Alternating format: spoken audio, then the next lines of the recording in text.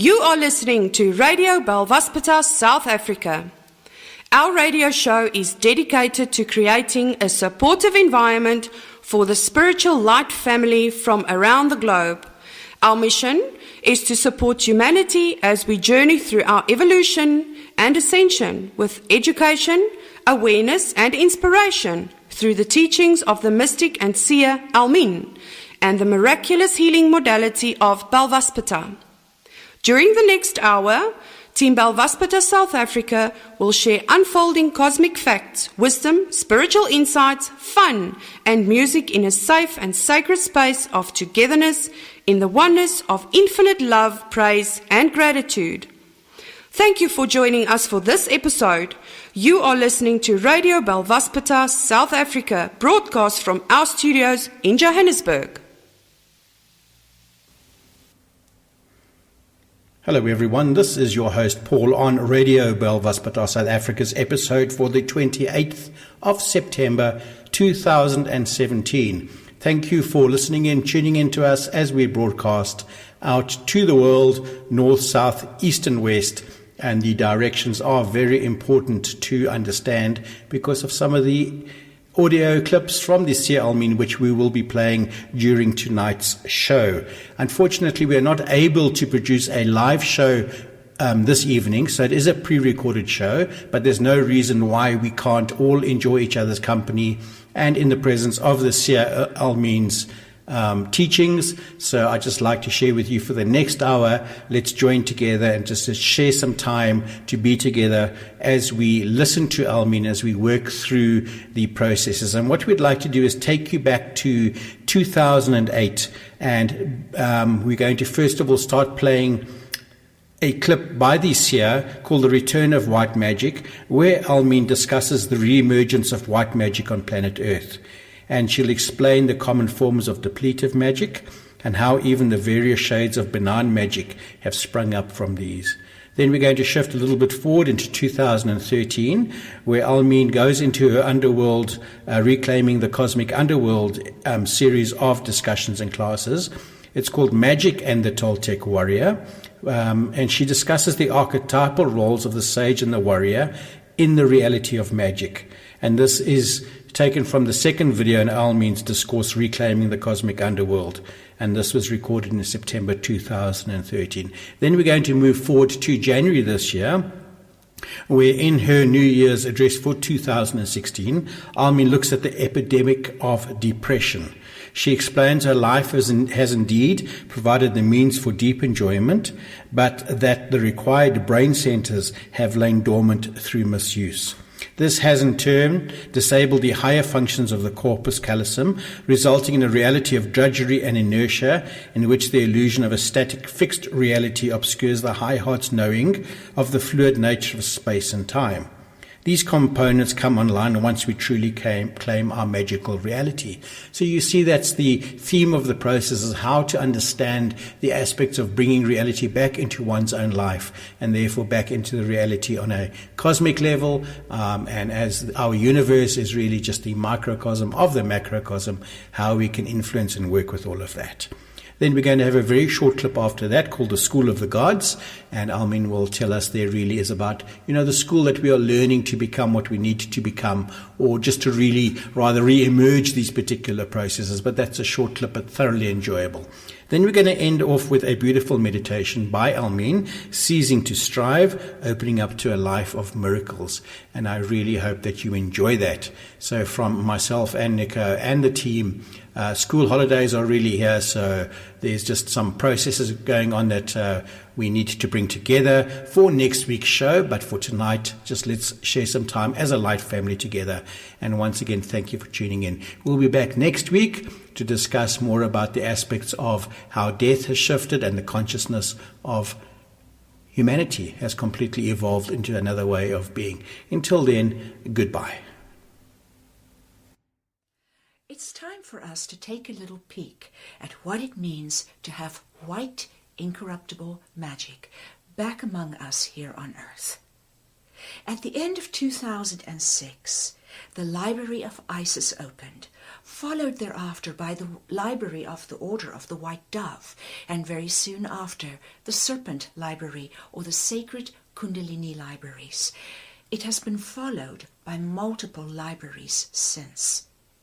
These holy libraries have contained within them the secrets that bring about the purpose of the goddess, which is to restore yet again man's birthright, incorruptible white magic.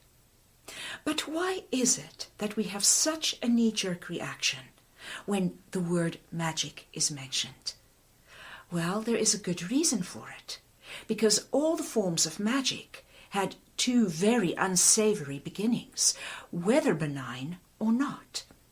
They lie buried deeply in our ancient history, but the darklings, whom I mention in the gift of the unicorns and who gave us the history of the cycles of descension and ascension that the earth has been on, have stated quite clearly that the very black magic that uses the hostile shedding of blood came from one of the dark gods that was an impersonator of the true God, the Father.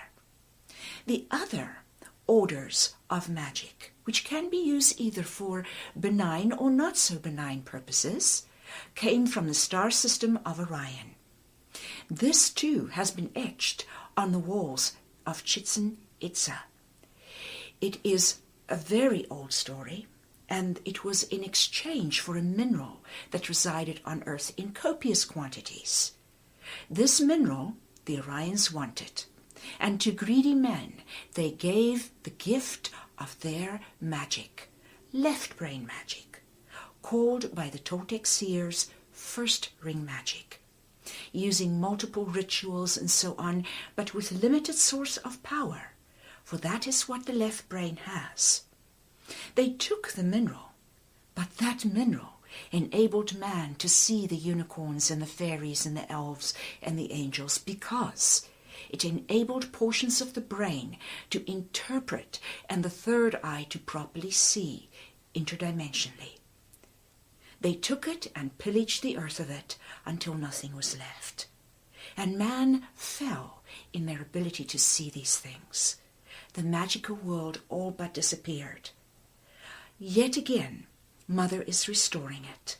And the Father, too, has brought forth his magic. It is growing. It is still in its infancy stages. Because every time one of these sacred libraries open, they give us one more piece of the puzzle. And it is this puzzle that is the maturity of white magic. And so, as it grows, it is time for us to realize that it is our heritage, it is our birthright. Why should man be the only ones that do not wield this incorruptible, benign magic? When an angel heals a child, they do it with white magic. When a fairy helps a flower grow, it is done through white magic. We used to have it. It is time. We cannot do harm with it. If we tried to be self-centered or to harm another, it simply will not work. Let us, therefore, let go of the fearfulness. Let us, therefore, instead embrace this divine gift that is coming forth. Sacred tools have been given. They all form part of the larger picture. And as it is restored, it shall yet again be in its maturity, and man shall yet again be restored to their fullest capacity in wielding this most sacred gift. And we can then take our place among the races of the stars.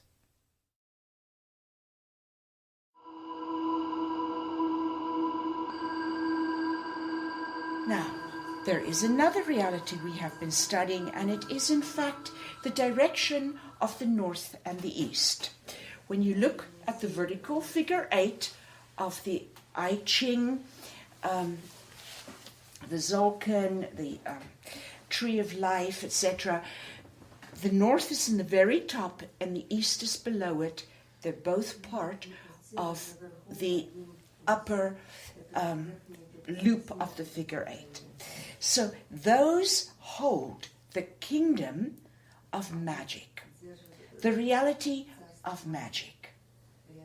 And the reality of magic has the elder, no surprise, because if you cannot wield magic with absolute impeccability and wisdom in the application of it, because it touches all life forms, everything is connected, then you have no business doing magic.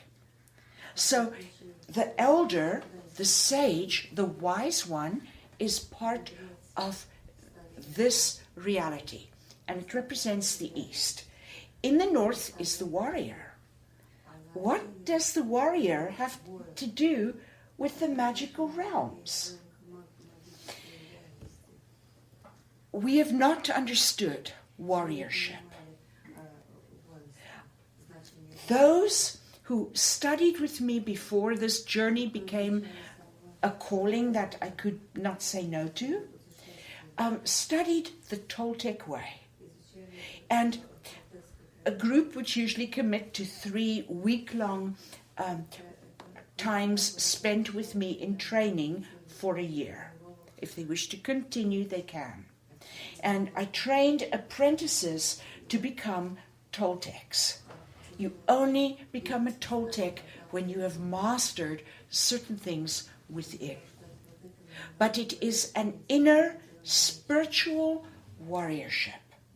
And it ensures that when you wield power, power is wielded with the utmost impeccability. If someone said to me, what are the 2 main characteristics of the mysticism of the Toltec Nagual, I would say, firstly, it is the pristine wielding of power. But secondly, it is how to turn adversity into perception. Because adversity has been, over the ages, the allies of death. And when you turn it into perception, you have stolen those allies for yourself. So adversity becomes your friend. It becomes your strong suit, your insights, your perception. So the pristineness of the spiritual warrior, it has every reason to be part of the magical kingdom. These realities must be lived as layers of expression that are integrated and working together.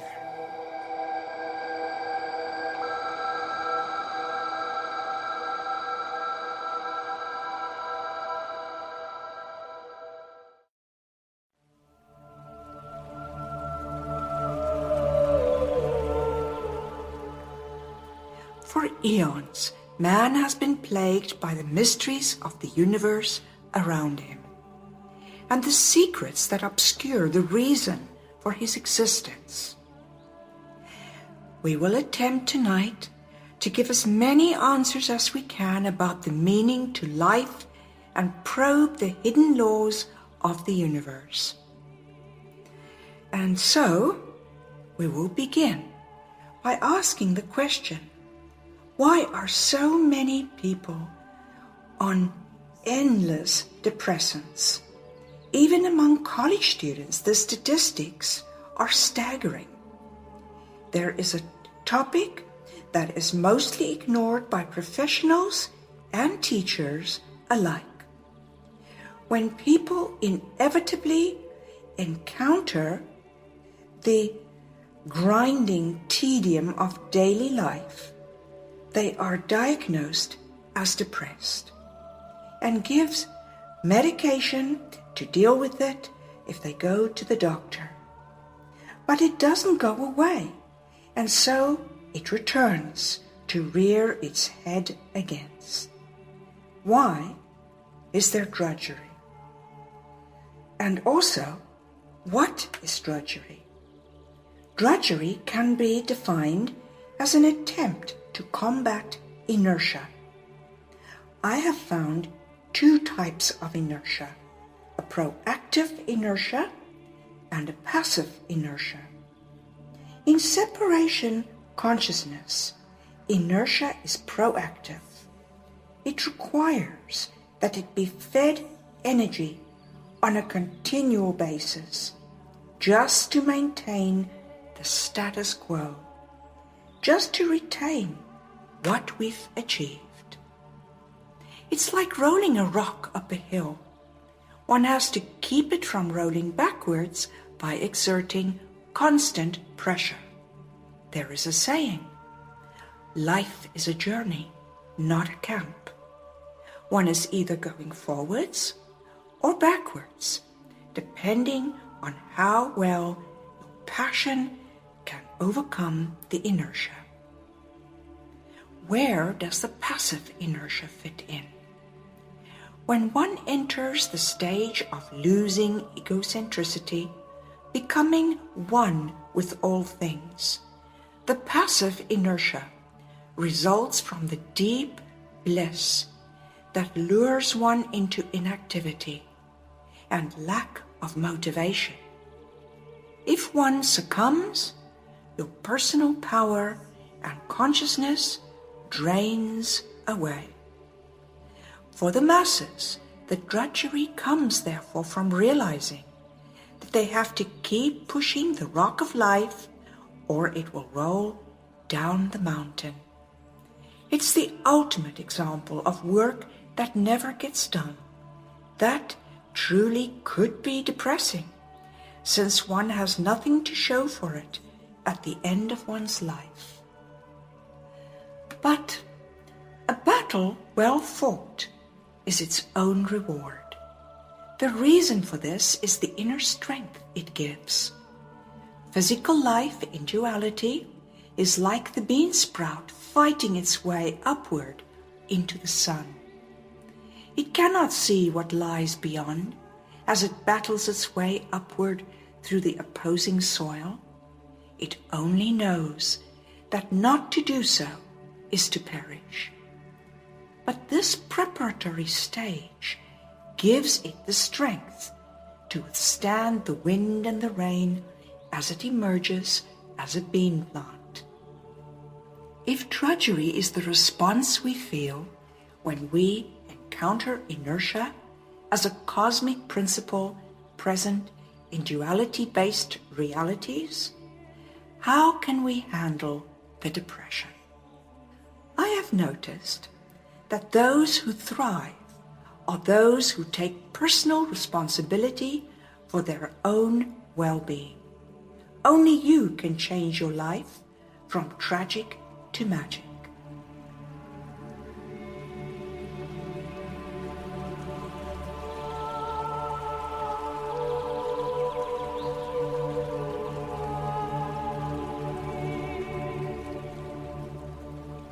Personal tragedies or illness can interrupt the production of serotonin and other feel-good hormones.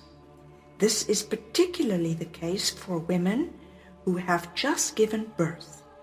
The placenta provided these during pregnancy, and once it's lost as after birth, and before she can produce her own, it is usually a very depressing time. So what do we recommend to help stimulate and encourage our own serotonin production? A cup of St. John's wort tea a day for 2 months helps, as do homeopathics that are designed to stimulate our feel-good hormone production. The point I wish to emphasize is that although I'd like to discuss long-term methods of having a joyous and magical life, intervention is necessary in acute cases where our own bodily systems for well-being are derailed.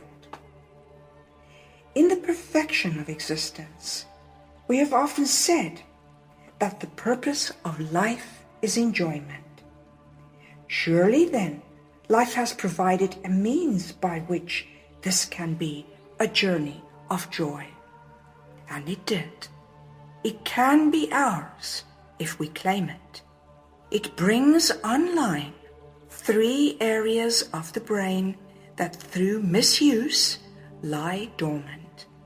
These 3 areas are the Broca region, the Wernicke area, and the planum temporalis.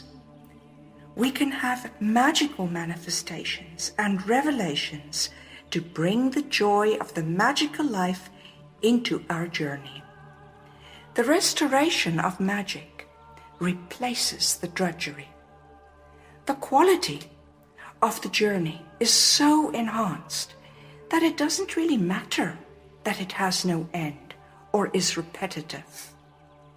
So what do these newly activated brain regions do? The Wernicke region promotes harmlessness through heightened sympathetic empathy. What that means is that we become so sensitive to the feelings of all life forms that to hurt another is to hurt ourselves. And the Broca region? And what about the planum temporalis? Well, the Broca region awakens the frequencies of nature within us. The planum temporalis dissolves logical expectations through the magical perspective. These 3 areas are integrally connected. Becoming empathically attuned to nature requires harmlessness, and one becomes harmless the more empathically sensitive one becomes. Now, what about the planum temporalis? In order to see the magical world, one must first see the natural world. You have also asked me before about the high heart being the gateway to the magical life. What stands between us and the magical awakening of our world are the illusions that we have concerning space and time. The high heart senses the fluid nature of matter and space. It intuits that the moment is but a snapshot of intent moving through eternity. The corpus callosum, that piece that combines and bridges left hemisphere and right hemisphere of the brain, has an unexplored significance in our spiritual evolution. What is its role? Its role is that which coordinates with the 3 newly awakened areas in the brain as we cultivate the magical perspective. The magic life approaches its world by combining inner and outer space. The activation of the corpus callosum's higher function allows us to see deeply behind the appearances without and feel deeply the true nature of what we're experiencing within. Let's say it gives us depth perception. Let's define what a reality is. It is a mapped out section of the field of potential we wish to examine through experience. It takes 3 points to map out a 2-dimensional triangle of reality for us to explore. But if you want a more 3-dimensional experience of a reality, you need a 4th point to form a pyramid. The corpus callosum is that 4th point that creates depth to our inner and outer experiences. Like the tip of a pyramid, it can go as deep into our experiences as we want. The deeper we probe the mysteries of our existence, the wider the application of our magic. This journey that we have been on has been an in-depth study into the mysteries of life. And so what we're really saying is that it empowers us to broadly affect our environment. The magical perspective Does that mean that we are looking for magical occurrences?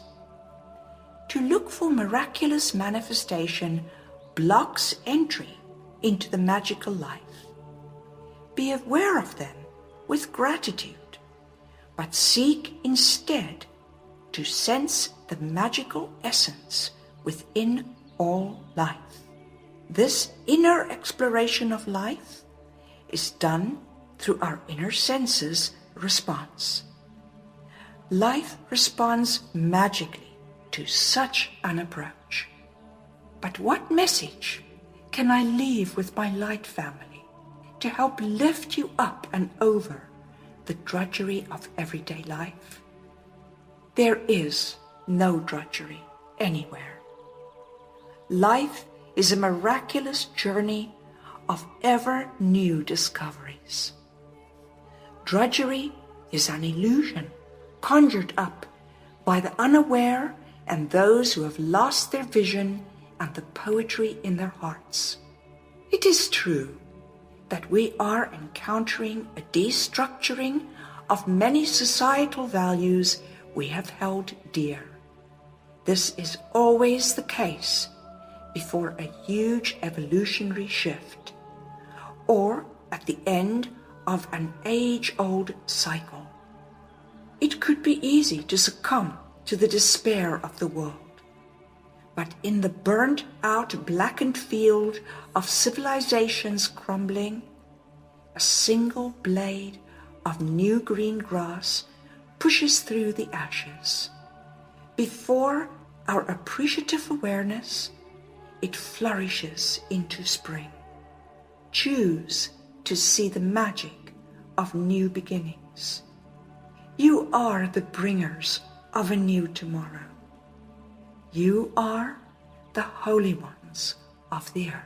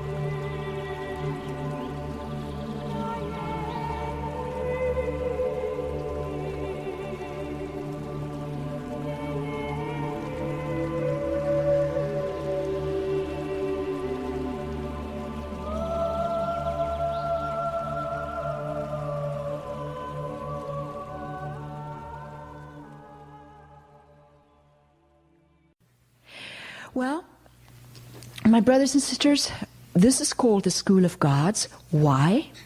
Because in 35 years of life, because of the opposition, because of the negativity, you are able to grow as much as 10,000 lifetimes of 1,000 years each on the Pleiades. Growth for your own spirit by experiencing such negativity. And in addition to that, you've come here to act archetypally. Now, can you see that our whole planet is acting archetypally? That loop is to live the things that other cultures didn't want to live in their own society in case they blow themselves to bits. Not only have we lived it, but we've made it through. When we go into the fourth dimension, we'll keep just enough negativity, maybe 2%, so that we can still grow. There is actually another planet with 10% negativity, according to the Greys that spoke to me, other than Earth and Sirius, but they didn't say where it was. And they said 10% negativity is negligible compared to what we have here. But we will still retain 2% negativity when we go to the next level for the sake of growth. Let's say there's violence on the Pleiades. They'll do the same thing that the Greys did. They'll just breed it out of their stock. So there's no violence. So they're all very, very happy. You know, you get the reptilians look at the Pleiadians, and you know what they call them? They said they're completely chaotic. Well, the Pleiadians don't think so. They follow their feelings. They're having a fabulous time. They're completely happy. Well, happy as a self-actualized being is a misnomer. Blissed out, yeah, that's more accurate. But happy, implies desire, as we said, all emotion does. And that's not what you can have unless there's some opposition.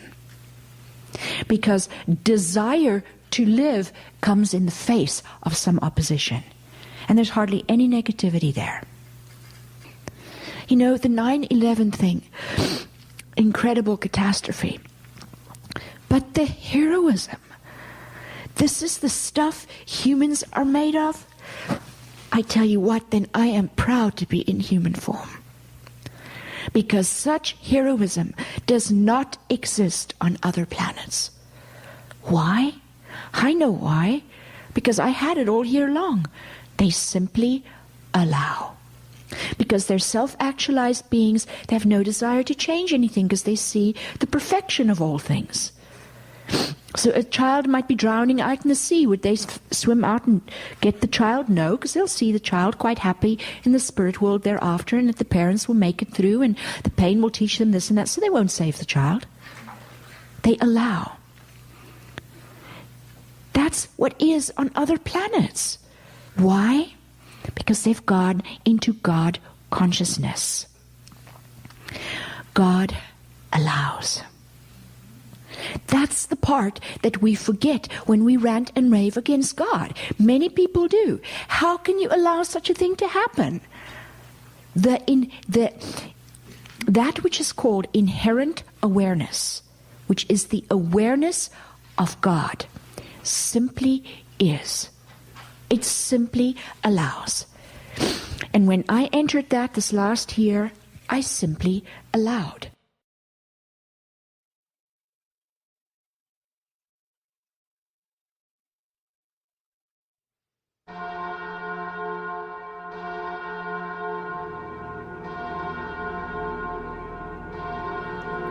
Make yourself very comfortable. Imagine that you are being cradled in the arms of the infinite, secure and safe, with the deep contentment of knowing that you're home. Breathe deeply until your body feels completely relaxed.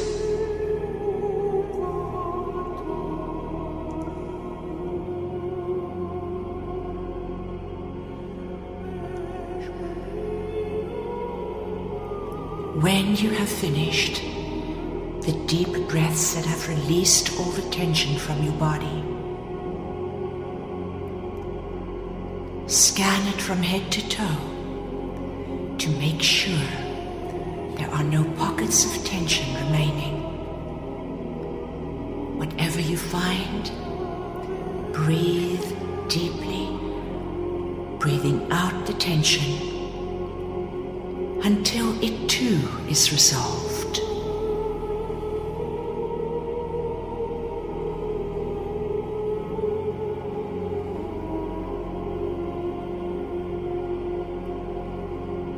Allow yourself to give up the instincts that you need to strive or survive or become more or increase anything. Take the time to acknowledge that you have always existed in self-sustaining perfection, unfolding the infinite's intent. Release the tension.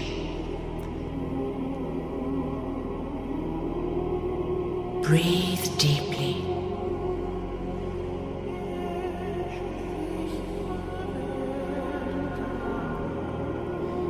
It is the tension of thinking that we have to fix and do and save and plan that creates a contracted perspective, preventing us from experiencing a miraculous life. Release it now.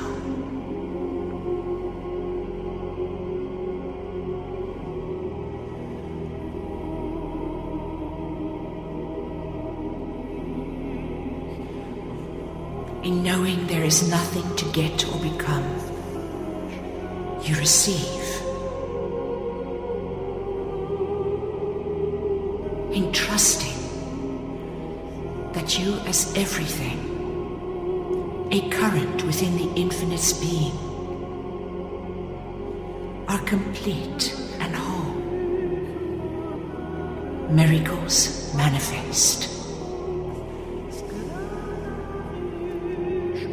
Just contemplate in meditation your completeness, your wholeness and perfection. You are not the personalities that you have accumulated over lifetimes of dust. You are not the story of your experiences. The true you is eternal, indivisible.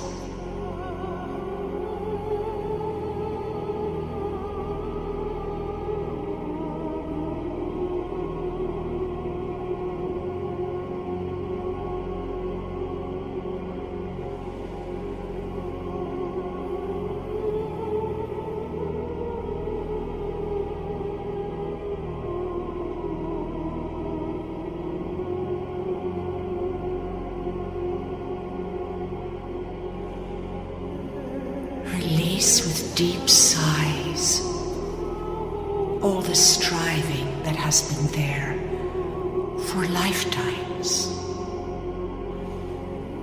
Open up to a life that manifests miracles, magical synchronicities, a life in which you can experience unseen realms, the beauty of the hidden kingdoms, instant manifestation of perfection revealed.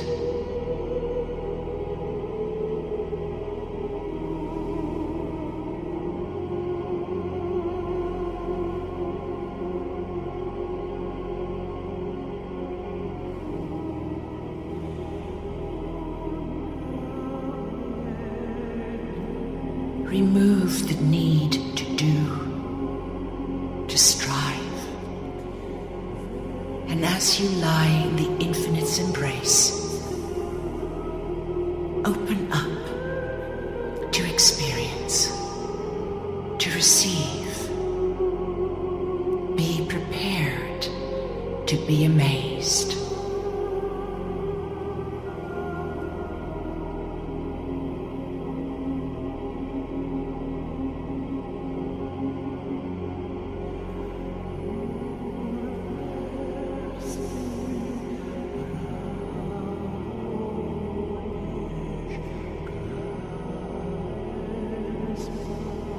Stay in this receptive state.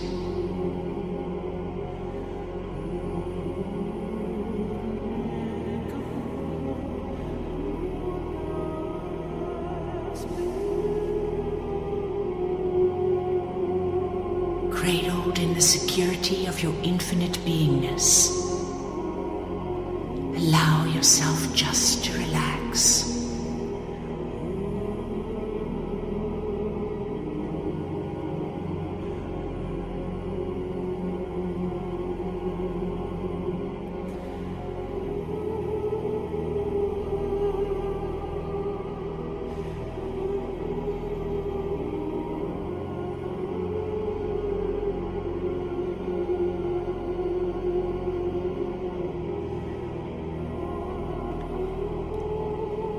Allow your senses to open up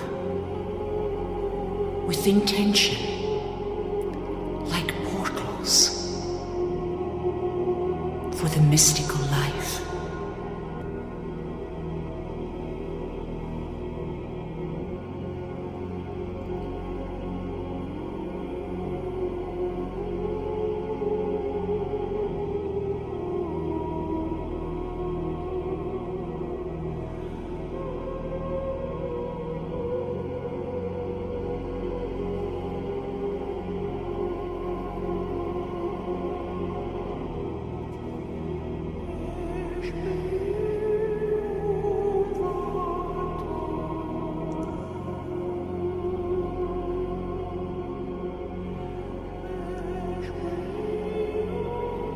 Observe any images that may come from the deep mysteries and magic so long hidden to our eyes.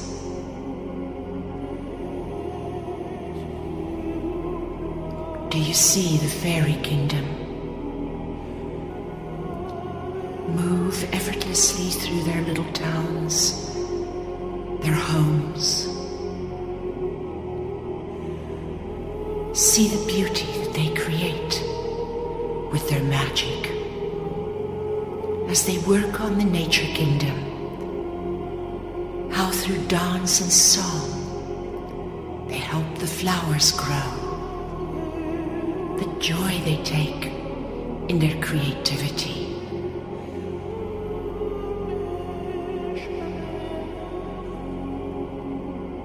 See the playfulness of the elves, how they jump up and down on a stalk of grass to get your attention.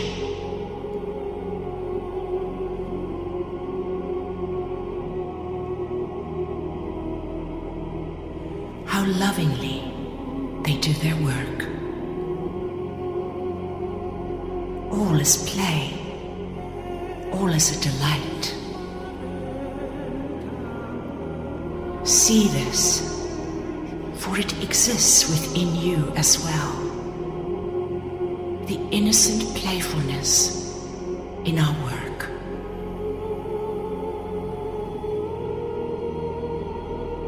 There's no need to think of duty and responsibility as hardship when we enjoy them as play.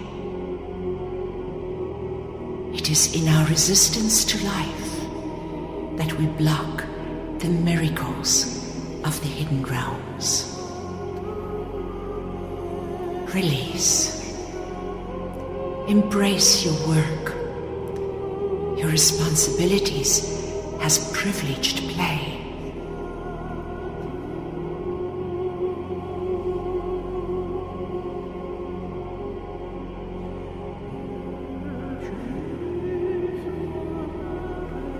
Just stay in receptivity,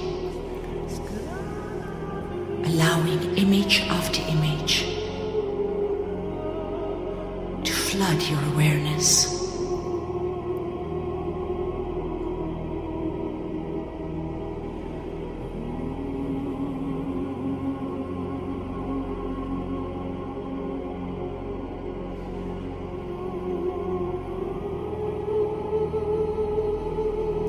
You may see the beauty of unicorns, the majesty of dragons,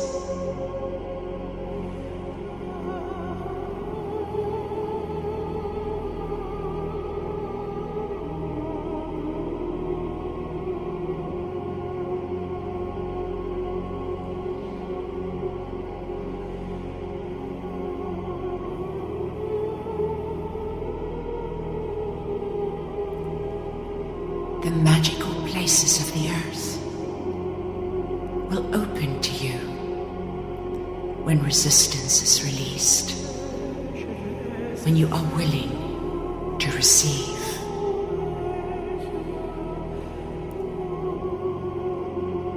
The etheric palace known as the Palace of the Holy One,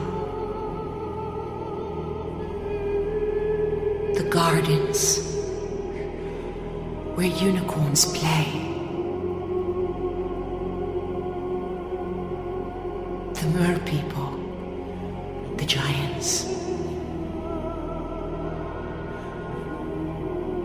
Just allow yourself to see without trying the magic that is hidden from the eyes of man.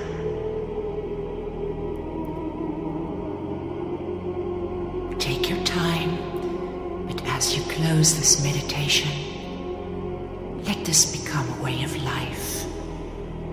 expect the miraculous.